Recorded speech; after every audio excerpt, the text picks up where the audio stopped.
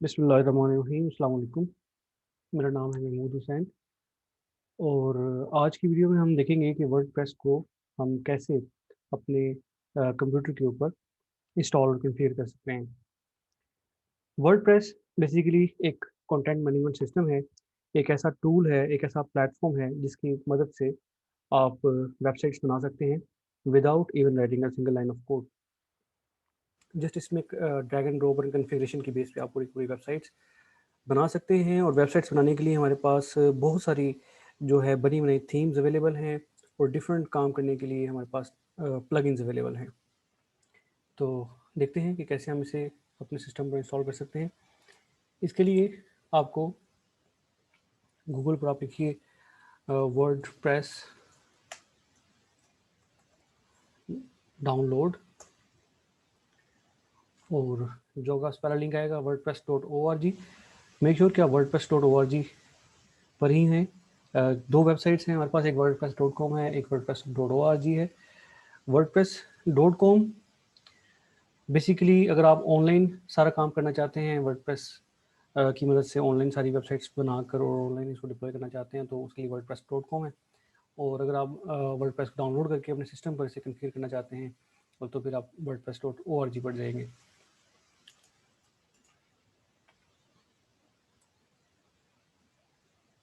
यहाँ पर आपके पास जो भी लेटेस्ट वर्जन अवेलेबल हो इसे आप डाउनलोड कर लेंगे। तो मेरे पास ऑलरेडी डाउनलोडेड है तो ये हमारे पास फाइल अपीयर हो जाएगी। इसको आपने जस्ट अपने पास डाउनलोड करके रख लेना है और इसके साथ हम एक और चीज़ डाउनलोड करेंगे जो कि मैं आपको दिखाता हूँ अभी।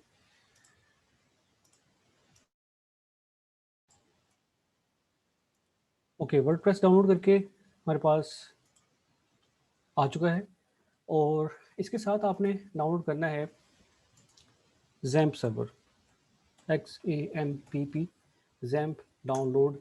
गूगल पर लिखेंगे तो आप जैम्प की वेबसाइट पर चले जाएंगे।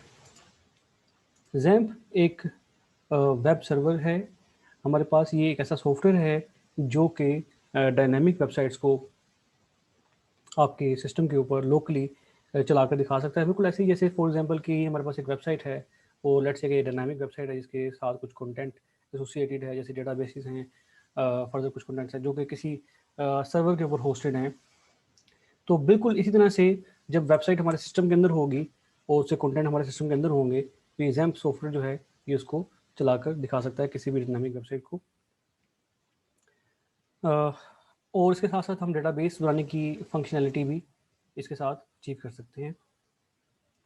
तो ये हमारे पास लेटेस्ट वर्जन है इसका 8.0.6। इस टाइम पे आपके पास जो भी लेटेस्ट वर्जन आ रहा हो वो आप डाउनलोड कर लीजिए।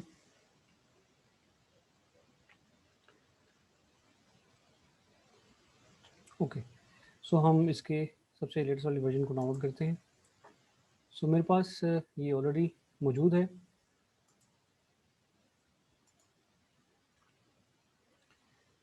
इसको आप जब डाउनलोड हो जाए तो आप इसको डबल क्लिक करेंगे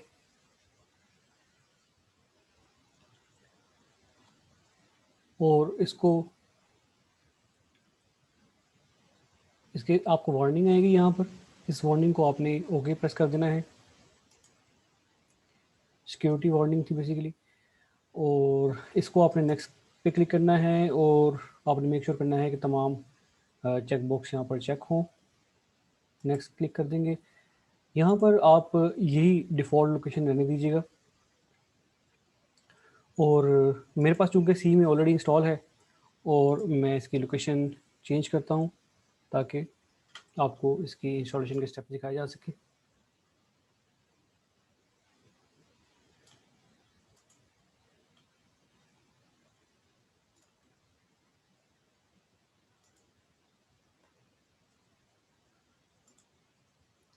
ओके, नेक्स्ट पे क्लिक करने से आपको लैंग्वेज सेलेक्ट करेंगे, बाय डिफ़ॉल्ट इंग्लिश है, फिर नेक्स्ट कर देंगे।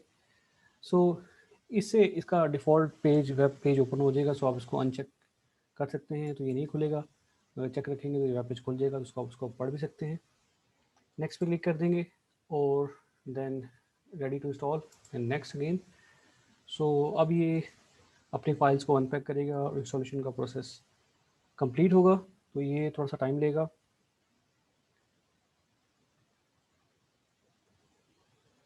हम इसको थोड़ा स्किप करते हैं वीडियो को और देखते हैं जब इसमें कोई नेक्स्ट कोई स्टेप ऐसा आता है जिसको आपको परफॉर्म करना पड़ेगा।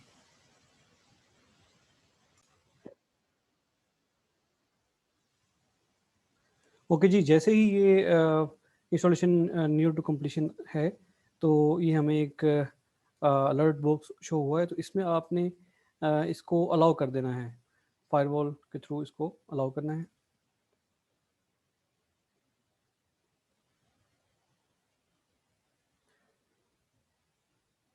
ओके जी, तो ये कंप्लीट हो जाएगा और अब यहाँ पर आप इसको क्लिक किए रहने दें बेशक, और यहाँ पर आप फिनिश पे क्लिक करेंगे तो इससे इसका कंट्रोल पैनल ओपन हो जाएगा बेसिकली। तो ये है जैम्प कंट्रोल, यहाँ पर अपीयर हो जाएगा इसका आइकन, और ये इसका कंट्रोल पैनल ओपन हो गया है। तो जब ये हमारे पास इंस्टॉल हो जाएगा सक्सेसफुली, तो इस तरह से इसका एक कंट्रोल पैनल जो है वो डिस्प्ले हो जाएगा। इसके अंदर दो सर्विसेज जो हैं वो हमने ऑन करनी है। एक है अपाचे, दूसरा है माई एसक्यूएल। तो अपाचे जो है वो सर्वर सॉफ्टवेयर है जो कि बेसिकली वेबसाइट को चलाएगा, डायनामिक वेबसाइट को, वर्डप्रेस की। और अब माई एसक्यूएल जो है ये डेटाबेस की सर्विस है। तो इन दोनों को हमने ऑन कर देना है। स्टार्ट कर दिया।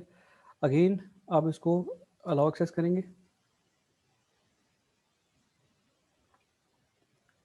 That's it, both services are running now.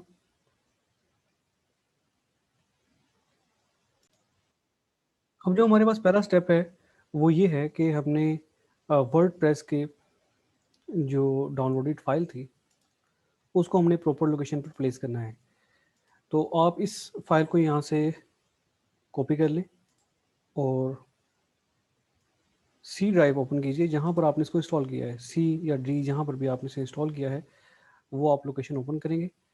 Like for example हम इस लोकेशन में जाएंगे और फिर यहाँ पर हम देखेंगे कि यहाँ पे हमारे पास जैम्प का फोल्डर होगा।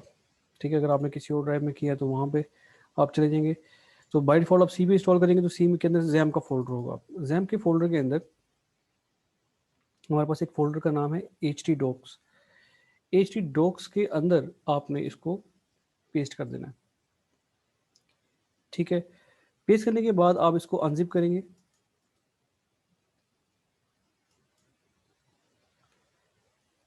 और जब ये कम्प्लीटली अनजिप हो जाए तो आप इसको रीनेम कर देंगे।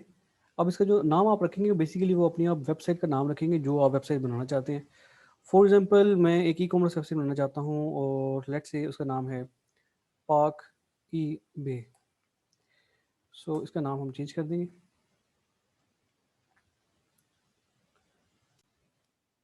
अब हमारा जो पहला स्टेप है वेबसाइट का नाम यहाँ पर रखने के बाद हमारा जो पहला स्टेप है वो ये है कि हम डेटाबेस क्रिएट करेंगे। और सबसे पहले हम इसका जैम का यहाँ पर जो हमारे पास कॉन्फ़िगरेशन पैनल है उसको हम ओपन करेंगे। तो उसको ओपन करने के लिए, एडमिन पैनल को ओपन करने के लिए हम यहाँ पर लिखेंगे local host. Local host basically हमारे सर्वर का एड्रेस है, जो सर्वर एप्लीकेशन चल रही है इसका एड्रेस है। और लोकल होस्ट स्लैश करके हम अपनी वर्डप्रेस की साइट को, वर्डप्रेस की साइट के एडमिन पैनल को और इस सर्वर के जैम के जो एडमिन पैनल है जिसे हम PHP माई एडमिन कहते हैं उसको भी हम यहाँ से ओपन कर सकते हैं। तो ये देखिए जैसे मैंने लोकल होस्ट लिखा है मेरे पास 3 ऑप्शन शो हो रही हैं। तो मैं इसमें से PHP माई एडमिन को एंटर करूँगा।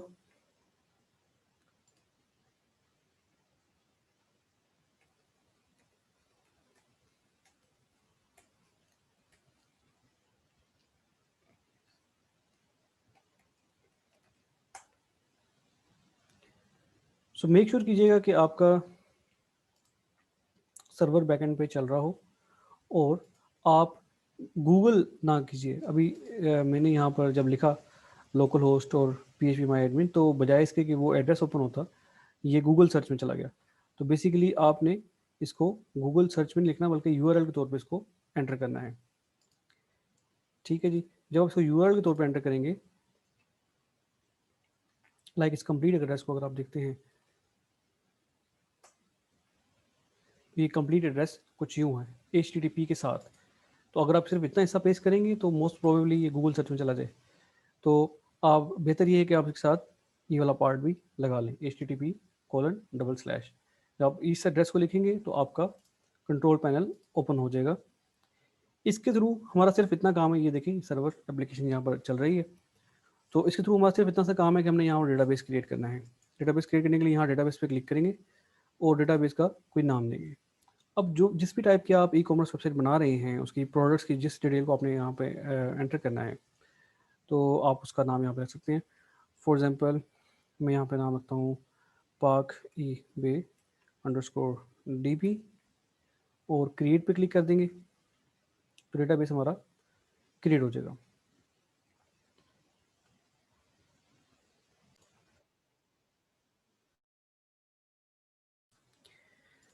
डेटाबेस का हमारे पास क्रिएट हो चुका है और अब आपने इसको जस्ट क्लोज कर देना है।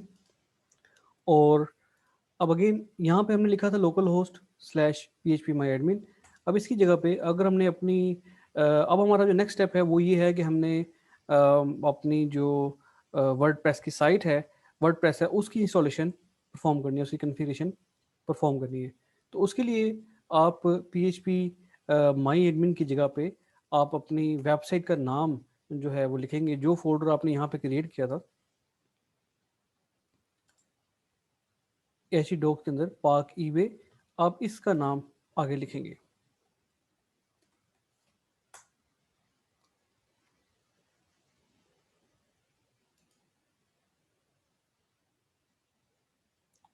तो let me see if there is any problem. इसको जैसे हम इसका नाम लिखें तो इसका डायरेक्ट पैनल जो है वो ओपन हो जाना चाहिए। Let me see if there is any issue. So yes, the issue is this कि जब आप इसे अनजिप करेंगे, एक्सट्रैक्ट करेंगे, तो इसके फ़ोल्डर के अंदर बाहर का फ़ोल्डर का नाम होगा वर्डप्रेस -5.7.2, उसको जिसको हमने रीनेम कर लिया था। बट उसके अंदर अगेन एक फ़ोल्डर पड़ा होगा वर्डप्रेस का। तो आपने क्या करना है कि इसके कंटेंट जो हैं वो इस मेन रूट फ़ोल्डर में होने चाहिए। ठीक है, तो इन सब को हम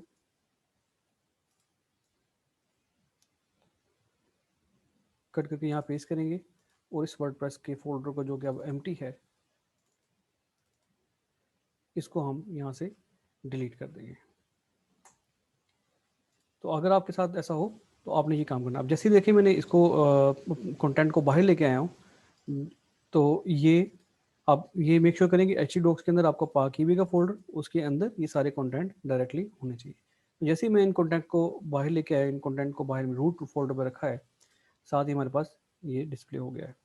ठीक है, अगर आप अगेन ये काम करेंगे, लाइक आप अपने लोकल होस्ट के आगे आप पाक-ईबे जो कि फ़ोल्डर का नाम लिखते हैं, तो आपके सामने यही पेज जो है वो ओपन हो जाएगा, WP WordPress admin /setup configuration. तो अब यहाँ पे आपके जो वर्डप्रेस की जो कॉन्फ़िगरेशन है, जो सेटअप है, वो स्टार्ट हो चुका है।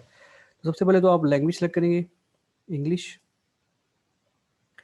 अब आपके सामने ये डिटेल आपके सामने है। इसमें ये कह रहा है कि सबसे पहले इसे डेटाबेस का नाम चाहिए, यूज़र नेम, पासवर्ड, होस्ट, ये कुछ चीज़ें इसको रिक्वायर है, डेटाबेस की इन्फॉर्मेशन रिक्वायर्ड है। जो डेटाबेस आपने पहले बनाया था वही हम यहाँ पर इसका नाम पास कर देंगे। तो लेट्स गो पे क्लिक करते हैं। डेटाबेस का नाम हमने रखा था पाक ईबे _db। अब इसका यूज़र नेम आपने रखना है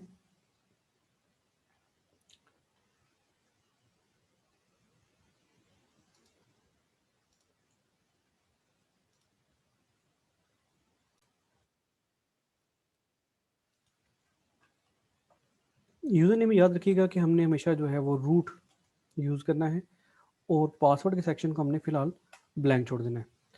और डेटाबेस होस्ट हमारा यहाँ पर लोकल होस्ट ही रहेगा और टेबल प्रीफिक्स WP_ ये एज इज रहेगा। ये हमारे बहुत सारे टेबल बनेंगे और हर टेबल के साथ जो है वो WP_ का जो है वो प्रीफिक्स अटैच हो जाएगा। तो ये हमारी डेटाबेस की कॉन्फ़िगरेशन है, ये हमारी डेटाबेस की डिटेल है जो हमने इसको प्रोवाइड की है वर्डप्रेस को। सबमिट पे क्लिक करेंगे। Now you can run the installation. So अब हमें अपनी वेबसाइट की इन्फॉर्मेशन देनी है। यहाँ पर सबसे पहले आ रहा है साइट का टाइटल। साइट का टाइटल जो है जैसे यहाँ पर आ रहा है वर्डप्रेस इंस्टॉलेशन, ये टाइटल है। तो जो आप यहाँ पे पास करेंगे वही आपके यहाँ पे टाइटल पे आएगा। तो फॉर एग्जाम्पल मैं लिखता हूँ कि पार्क ईबे मेरी वेबसाइट का नाम है, और यहाँ पर आप अपना यूज़र नेम रखेंगे। यूज़र नेम मोस्टली हम एडमिन रखते हैं, और पासवर्ड भी हम फॉर द सेक ऑफ अभी हमारे आसानी के लिए हम यहाँ पर एडमिन रख सकते हैं। लेटर ऑन हम ये चीज़ें जो है वो चेंज भी कर सकते हैं। तो ये वीक पासवर्ड है, यहाँ पर क्लिक करेंगे confirm use of week password. यहाँ पर कोई भी आप ईमेल अपनी दे सकते हैं, और यहाँ पर आप क्लिक नहीं करेंगे, क्योंकि अगर आप यहाँ पर क्लिक करते हैं तो यहाँ पे क्या होगा कि जो आप अगर अपनी ऑफिशियल वेबसाइट बना रहे हैं, एक प्रॉपर वेबसाइट बना रहे हैं, तो यहाँ पर क्लिक करने से क्या होगा कि वो वेबसाइट्स को जो गूगल है, सर्च इंजन जो हैं, उनको आपकी वेबसाइट विजिबल नहीं होगी। तो अगर आप यहाँ पर क्लिक नहीं करते तो आपकी वेबसाइट जो है वो सर्च इंजन के लिए विजिबल रहेगी, यानी कि वो सर्च में आएगी। अगर आप यहाँ पे क्लिक कर देते हैं तो फिर वो सर्च में नहीं आएगी। अगर आप अपनी प्राइवेट वेबसाइट बनाना चाह रहे हैं, you don't want to share with public, तो आप यहाँ पे क्लिक कर देंगे। अगर आप पब्लिक वेबसाइट बना रहे हैं तो फिर आप यहाँ पे क्लिक नहीं करेंगे। इंस्टॉल वर्डप्रेस पे क्लिक करते हैं।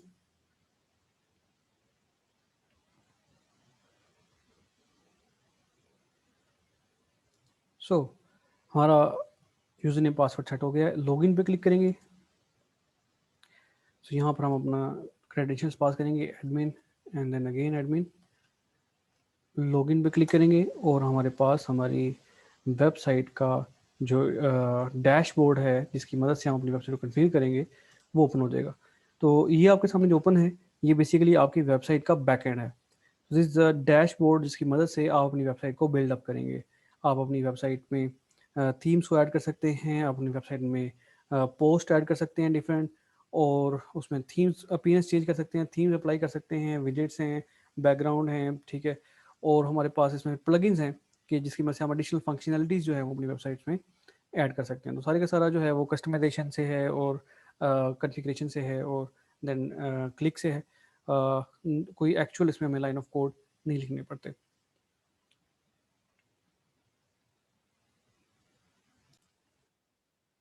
तो ये तो है हमारी वेबसाइट का डैशबोर्ड, कि जहाँ से हम इसमें चीज़ें ऐड कर सकते हैं, इसमें डिफरेंट पोस्ट बना सकते हैं। ऐड न्यू पोस्ट पे क्लिक करेंगे और हम डिफरेंट इसमें पोस्ट ऐड कर सकते हैं और डिफरेंट चीज़ें ऐड कर सकते हैं। बट अगर हम देखना चाहें लाइक दिस, तो इसकी तरफ हम आएंगे बाद में।